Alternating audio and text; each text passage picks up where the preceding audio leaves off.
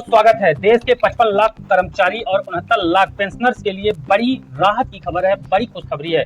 DA को लेकर जो कि जुलाई में मिलेगा, 8वें वेतन आयोग को लेकर और साथ ही सबसे इम्पोर्टेंट फिटमेंट फैक्टर को लेकर। अगर आप एक सरकारी कर्मचारी हैं तो वीडियो आपके लिए बेहद इंपॉर्टेंट होगा। केंद्र सरकार की तरफ से बड़ा अपडेट है, जहां एक और 8वें वेतन आयोग लागू करने को लेकर कर्मचारी लगातार तारीखें देख रहे हैं कि किस तारीख से लगेगा। वहीं दूसरी तरफ आगामी जो डीए है, महंगाई भत्ता है, उस पर कर्मचारियों की निगाहें टिकी हुई है। अब इन तमाम चीजों को लेकर नया अपडेट है। 8वें वेतन आयोग का अपडेट, जिसमें जिला प्रशासन की घोषणा सितंबर में होने की संभावना है। ज्ञापन जमा करने की प्रक्रिया समाप्त हो गई है। आगे क्या होगा इस वीडियो के माध्यम आपको बताएंगे। भारत सरकार द्वारा अक्टूबर 2025 में कार्य क्षेत्र की शर्तों यानी कि TOR को मंजूरी दिए जाने के बाद से 8वां वेतन आयोग लगभग 8 महीनों से कार्यरत है। लगभग 10 महीने शेष रहते हुए आयोग से लगभग 55 लाख सेवारत केंद्रीय कर्मचारियों और अनुमानित 69 लाख पेंशन भोगियों के वेतन, पेंशन और भत्तों में संशोधन की सिफारिश करने की उम्मीद है। केंद्र सरकार के कर्मचारियों के लिए महंगाई भत्ता सितंबर में मिलने की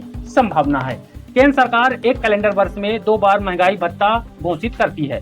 18 अप्रैल 2026 को जारी आधिकारिक घोषणा के अनुसार जनवरी 2026 के लिए महंगाई भत्ता और पेंशन भोगियों के लिए महंगाई राहत में 2% की वृद्धि की गई, जिससे कुल दर 60% हो गई, जो अभी वर्तमान में इसी दर से डीए और डीआर पेंशन भोगियों और कर्मचारियों को दिया जा रहा है। महंगाई भत्ता आमतौर पर सितंबर माह में घोषित किया जाता है। हालांकि कुछ वर्षों में यह घोषणा अक्टूबर तक विलंबित हो सकती है। इस पर all India NPS employees federation के अध्यक्ष मनजीत सिंह पटेल ने सरकार द्वारा महंगाई भत्ते की दूसरी किस्त की घोषणा के लिए समान समय सीमा के बारे में पूछे जाने पर कहा है। सिंह बताते हैं कि ऐसा इसलिए है क्योंकि महंगाई भत्ता निर्धारित करने के लिए सरकार को कम से कम 2 महीने के आंकड़ों की आवश्यकता होती है। जुलाई से दिसंबर तक लागू होने वाले महंगाई भत्ते का निर्धारण केवल जुलाई के आंकड़ों के आधार पर नहीं किया जा सकता है। इसलिए सरकार 2 से 3 महीने के आंकड़ों पर आधारित औसत चार्ट का उपयोग करती है। मुझे उम्मीद है आप समझ गए होंगे कि महंगाई भत्ता निर्धारित माह में घोषित होने की बजाय उसके आगे क्यों घोषित किया जाता है।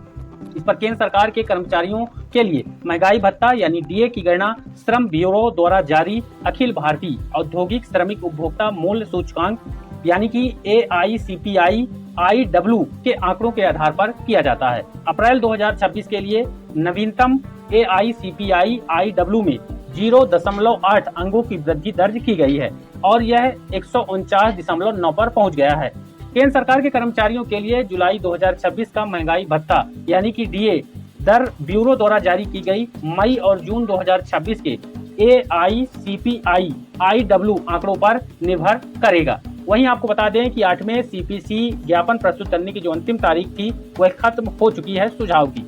8वें वेतन आयोग को ज्ञापन प्रस्तुत करने की अंतिम तिथि 15 जून 2026 निर्धारित की गई थी।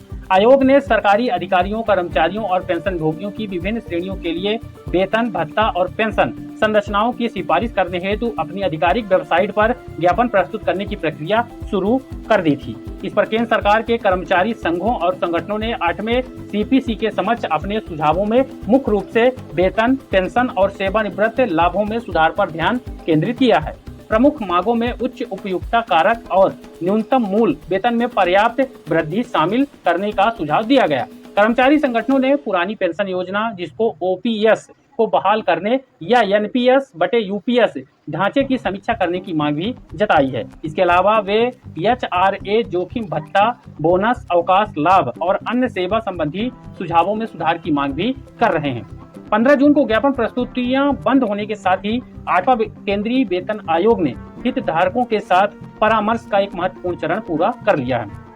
इस पर आयोग से अपेक्षा की जाती है कि वह कर्मचारियों, पेंशन भोगियों, न्यायिक अधिकारियों और अन्य हितधारकों से प्राप्त सुझावों की गहनता से जांच करे और अपनी शेष चर्चाओं को शीघ्रता से समाप्त करें। इस पर सिंह ने कहा कि आगामी 8वीं CPC राज्य यात्राओं पर होगी। इसी बीच 8वें वेतन आयोग को राज्यों और केंद्र शासित प्रदेशों का दौरा जारी है। आयोग ने उत्तर प्रदेश के लखनऊ, उड़ीसा के भुवनेश्वर और पश्चिम बंगाल के कोलकाता की यात्राओं की घोषणा किया है। उत्तर प्रदेश में 22 से 23 जून को यह होगी, उड़ीसा में 6 से 7 जुलाई को यह बैठक होगी और कोलकाता में 9 से 10 जुलाई को यह बैठक निर्धारित की गई है।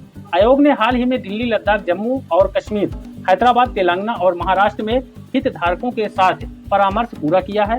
आयोग ने 26 अप्रैल 2026 को उत्तराखंड स्थित कर्मचारी संघों के साथ अपनी पहली बातचीत की थी। तभी से ये सिलसिला यहाँ पर जारी है। उम्मीद है कि कर्मचारियों के लिए बेहतर पॉलिसी के साथ उनकी बेहतर सैलरी पैकेज होने जा रहा है और पेंशनरों को भी यहाँ पर बड़ी राहत मिलेगी। वीडियो को लाइक और ज्यादा शेयर करके हमारे चैनल पर नए हैं तो अगले अपडेट को पाने के लिए सब्सक्राइब जरूर कर लें। धन्यवाद।